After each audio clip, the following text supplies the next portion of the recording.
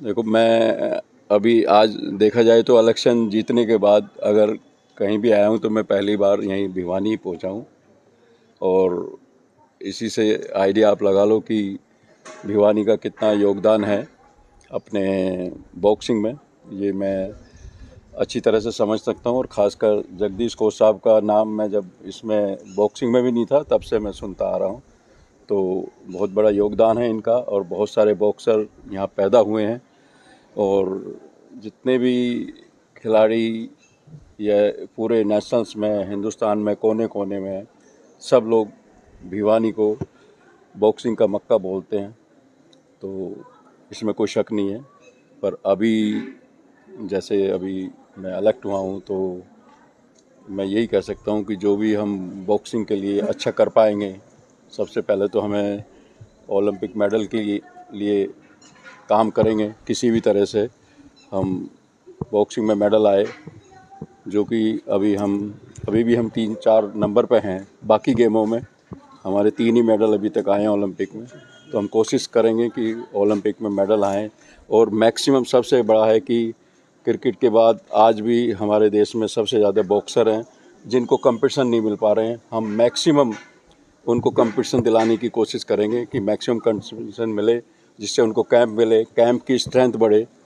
तो कैंप कम से कम भी 60 से 70 बच्चे एट ए टाइम, लड़के लड़कियां अलग अलग 60-60, 70 कैंप में रहें, तभी हम उनमें अच्छा सिलेक्शन और अच्छे खिलाड़ी पैदा कर सकते हैं। मेरी कोशिश यही रहेगी। सरकार का काफ़ी सहयोग होता है, मांग भी उठती है, तो क्या लगता है कि सरकार का कितना जो सहयोग होना चाहिए वो खासकर बॉक्सिंग के लिए मिल पाता है, नहीं कि सामान हो या कोच हो?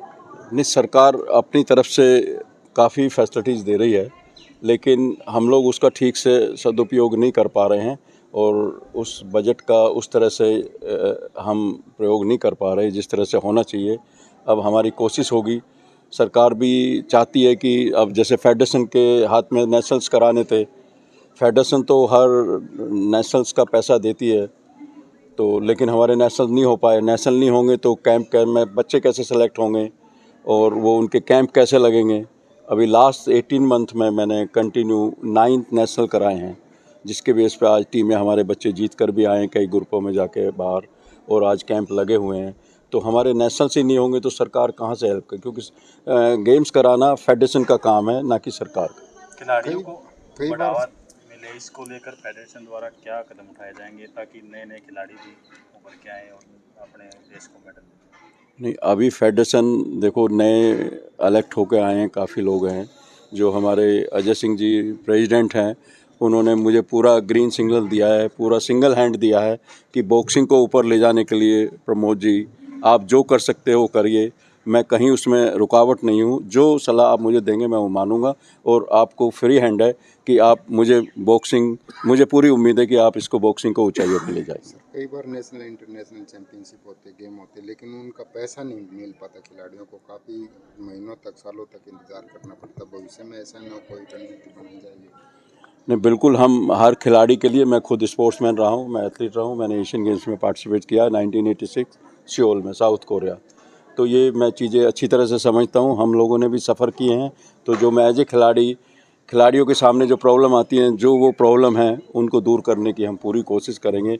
और आज की डेट में ऐसा नहीं है कि आप किसी गलत बात के लिए अगर आप बोल रहे हैं तो वो सुनवाई होती है, और आप उसको चाहें तो थोड़ी मेहनत करें तो हासिल कर सकते हैं। सर, देश में काफ़ी फेडरेशन है, एसोसिएशन है, उनकी आपसी लड़ाई में कई बार जो खिलाड़ी हैं उनको नुकसान होता है। क्या इनको एक किया जाए या ऐसा कोई प्रावधान हो कि कम से कम खिलाड़ी को उसका नुकसान न हो? जहाँ तक मेरा मैं एक्चुअल तो पता नहीं सकता कितनी सच्चाई है कितनी है, कि जब हमारे ये अनुराग ठाकुर जी को स्पोर्ट्स मिनिस्टर बनाया था प्रधानमंत्री जी ने, तो यही समझाया था कि हम लोग ओलंपिक कराने की कोशिश कर रहे हैं, लेकिन हमारी ये रोज़ की कभी किसी फेडरेशन की लड़ाई है, किसी फेडरेशन में है, तो इसको उनको यही चार्ज दिया था कि आप इनको समझा बुझाकर इनकी, देखो ये इतने सालों से बॉक्सिंग मतलब बॉक्सिंग के ऑल फेडरेशन जितनी भी हैं, एसोसिएशन हैं, ये लोग जुड़े हुए हैं, इनको हम निकाल नहीं सकते।